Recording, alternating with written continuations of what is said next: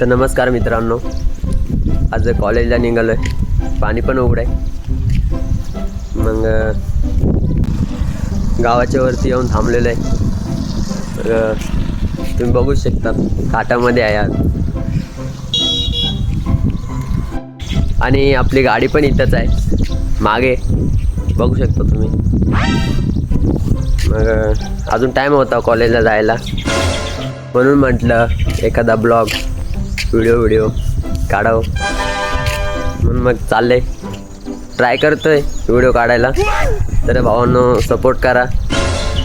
Support केला तर नक्कीच आपण करू शकतो काहीतरी. पण मग बघू. तर जातो आता, भेटू नेक्स्ट ब्लॉगमध्ये. चला बाय.